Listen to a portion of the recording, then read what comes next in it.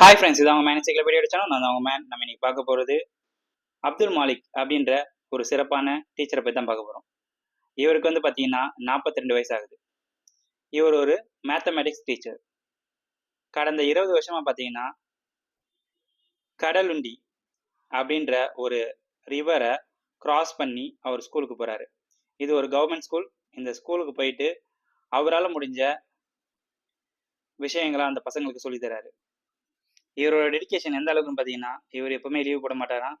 தினமும் அந்த ரிவரை கடக்கிறதுக்கு அவரோட ட்ரெஸ் எல்லாத்தையும் ரிமூவ் பண்ணிட்டு அதை ஒரு ஈரமாகாமல் கவரில் அவர் போட்டு அந்த நீச்சல் அடித்து அந்த ரிவரை தாண்டினதுக்கு அப்புறமேட்டு அவர் வந்து மறுபடியும் அந்த ட்ரை கிளாத்தை எடுத்து போட்டுக்கிட்டு ஸ்கூலுக்கு போயிட்டு ஸ்கூலில் இருக்க பசங்களுக்கு அவருக்கு டீச் பண்ணுறாரு. இவரை மாதிரியான டீச்சருங்களை பார்க்கும்போது தான் ஏன் குருவை கடவுளுக்கு முன்னாடி வச்சுருக்காங்கன்றது புரியுது. இப்போல்லாம் மக்கள் தாங்க செய்கிற வேலையை ரொம்பவும் கடினம், ரொம்ப கஷ்டம், அதை செய்கிறதுல விருப்பமே இல்லாமல் செஞ்சுட்டு இருக்காங்க.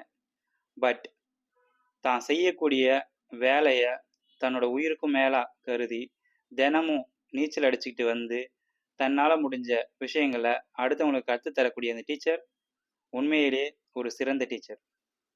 இதனால்தான் மாதா, பிதா, குரு, அதுக்கப்புறம் தெய்வத்தை வச்சுருக்காங்க. இவர் மட்டும் இல்லை, இவர் மாதிரி நிறைய நல்ல டீச்சர்ஸ் இருக்கிறதுனால தான் மாணவர்கள் அவங்களோட வாழ்க்கை ஒரு சிறப்பானதாக அமையுது. ஏரோப்ளைனே கனவுல கூட பார்க்காத மாணவர்களுக்கு தன்னோட சொந்த காசை போட்டு ஏரோப்ளைனில் கூட்டி போன ஹெட் மாஸ்டராக இருக்கட்டும், இது மாதிரி தன்னோட மாணவர்களுக்கு மேக்ஸை கற்றுக் கொடுக்கணுன்றதுக்காக 20 வருஷமாக நீச்சல் அடிச்சுட்டு வந்து கற்றுக் கொடுக்குற டீச்சராக இருக்கட்டும், இவங்கள மாதிரி டீச்சர்ஸ் இருக்கிறதுனால தான் கல்வி வந்து இன்னும் சாகாமல் இருக்குது. நன்றி. லைக் பண்ணுங்கள், கமெண்ட் பண்ணுங்கள், ஷேர் பண்ணுங்கள்.